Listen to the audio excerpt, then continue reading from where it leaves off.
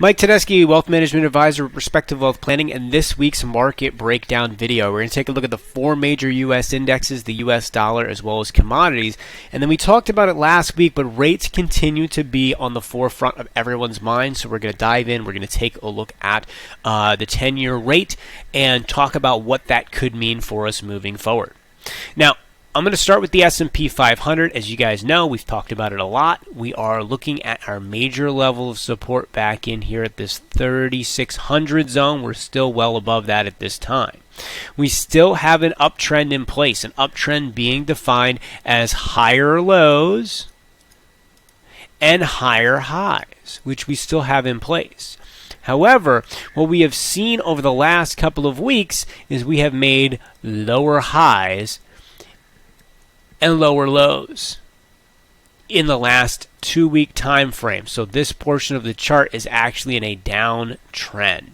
All right, so we have a longer term uptrend in place with a short term downtrend in place. And what we're really paying attention to, and the most important short term levels, are this pivot low at 3,700 and this pivot high at that 3,950 zone. A move above this would continue that uptrend. A move below this would create a bigger picture lower low, which would be a net negative. However, as it sits right now, we're still holding up just fine when we look at the daily chart on the S&P 500.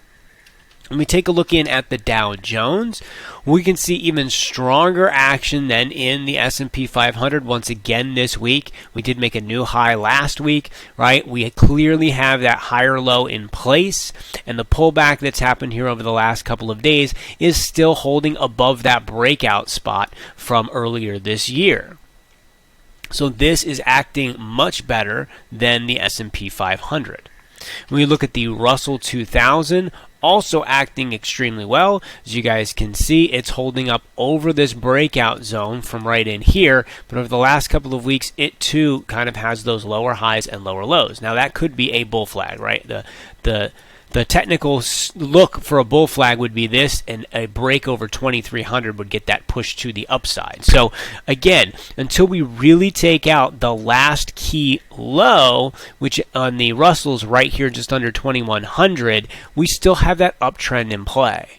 Now, where we have seen weakness is on the Nasdaq. The Nasdaq has started to make a potential break lower. In fact, one could look at the action that we've seen here over the last week or so as potential head and shoulders topping pattern with a high, a higher high, and then a lower high zone. And the neckline would be here. I really think a break underneath of this 12,500 would be the big area of concern there on the Nasdaq.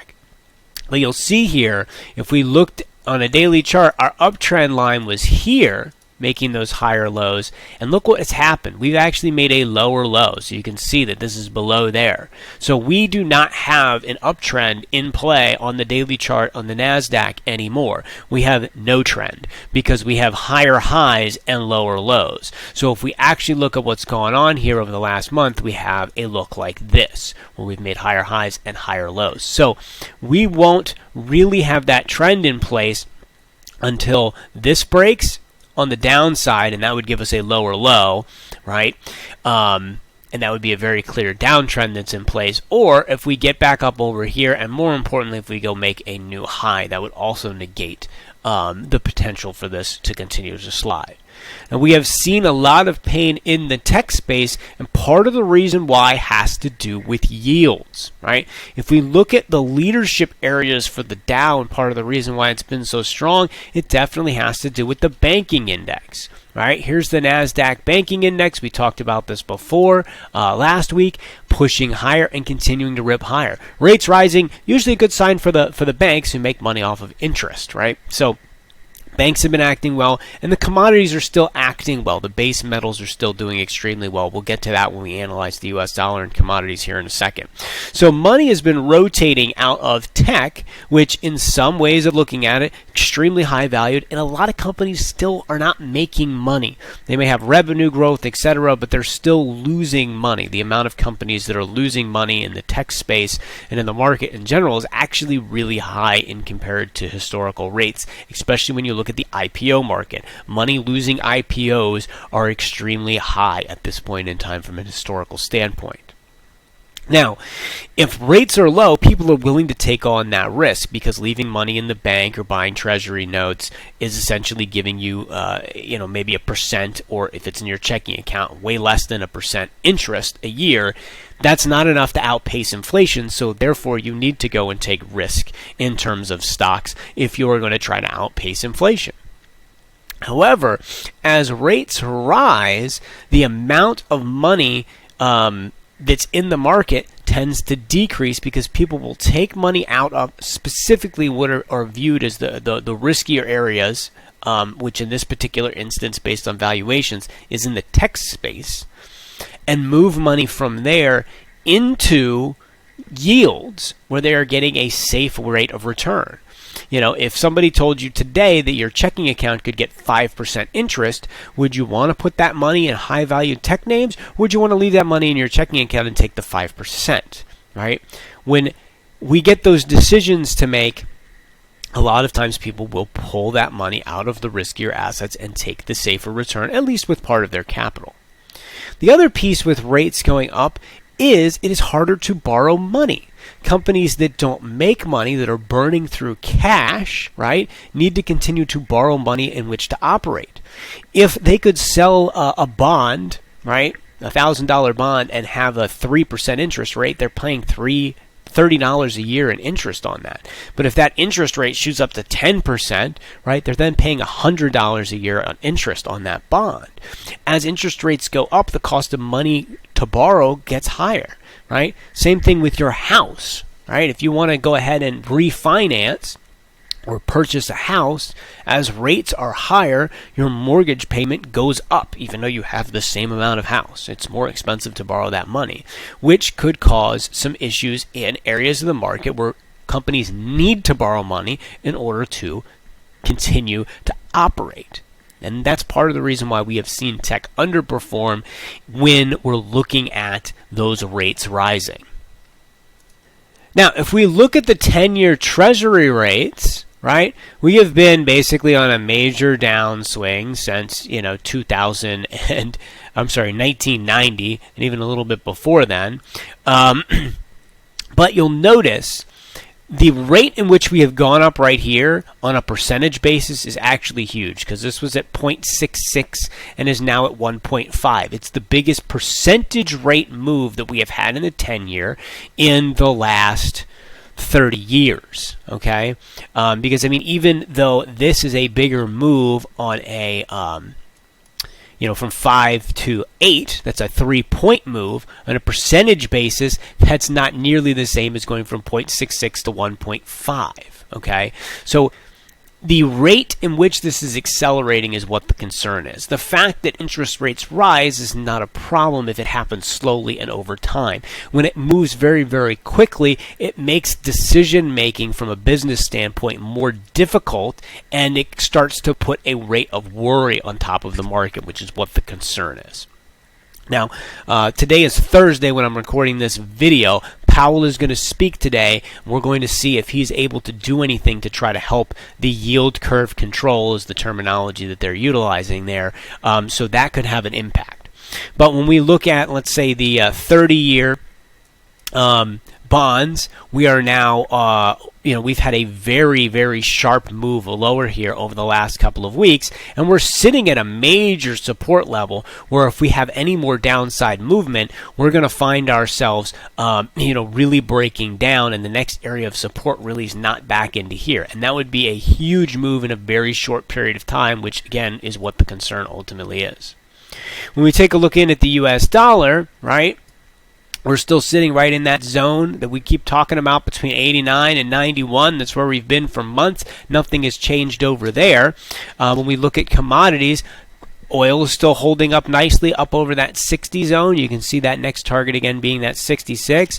We take a look in at copper. Even though we have seen some weakness in the metal space here over the last couple of weeks, it pulled right back to that level of support and it's made a bounce here in the short term. Gold continues its slide. Really the last kind of major zone of support here is that 1650. As you can see, we're now well back into that range that we were traded at last year between April and June before that big breakout. The fact that gold lost that 1760 zone here over the last week does not bode well for the precious metal. Silver is still holding up nicely. When we take a look in here at platinum, platinum is still holding over the breakout, but what a move that's had here over the last couple of weeks, going from 1100 all the way up to 1350.